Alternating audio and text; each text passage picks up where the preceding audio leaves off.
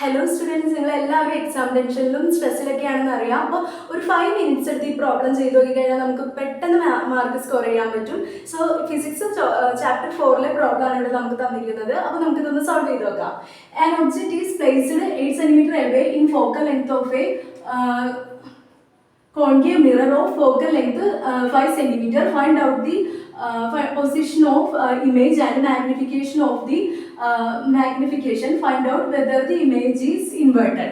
അത്രയും കാര്യങ്ങളാണ് നമ്മളൊരു കണ്ടുപിടിക്കാൻ പറഞ്ഞിട്ടുള്ളത്. അപ്പോൾ നമുക്ക് തന്നിരിക്കുന്നത് എന്താണെന്ന് വെച്ചാൽ നമ്മൾ എടുത്ത് ആദ്യം എഴുതാം. നമുക്ക് തന്നിരിക്കുന്നത് എഫ് തന്നിട്ടുണ്ട്, അത് -5 cm നമുക്ക് കൊടുക്കാം. യു തന്നിട്ടുണ്ട്, അത് -8 cm നമുക്ക് കൊടുക്കാം.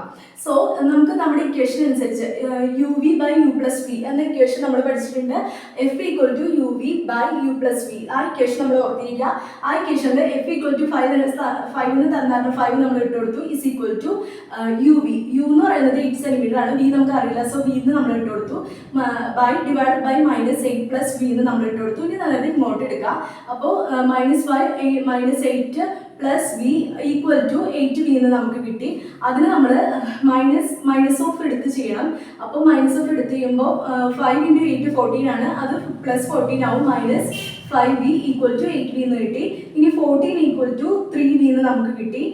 കാരണം 14 equal to 8v minus 5v that is 3v എന്ന് നമുക്ക് കിട്ടി. അതിൽ നിന്ന് v നമുക്ക് കാൽക്കുലേറ്റ് ചെയ്യാം. 14/3 ആയിട്ട് ഈസ് ഈക്വൽ ടു 13.34 cm എന്ന് നമുക്ക് കിട്ടി.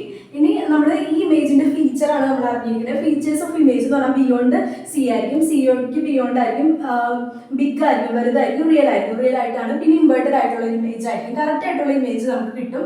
പിന്നെ നമ്മൾ നെക്സ്റ്റ് നോക്കാം, നമ്മുടെ മാഗ്നിഫിക്കേഷൻ ആണ്. മാഗ്നിഫിക്കേഷനിൽ നമ്മൾ ഇക്വേഷൻ കഴിഞ്ഞ ക്ലാസ്സിൽ പഠിച്ചിട്ടുണ്ടായി. m is equal to h1 divided by h0 that is equal to -v by u എന്ന് എഴുതി.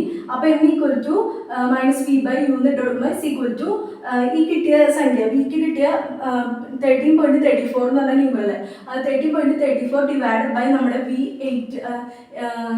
നമ്മുടെ u8 ഇട്ട് കൊടുത്തു.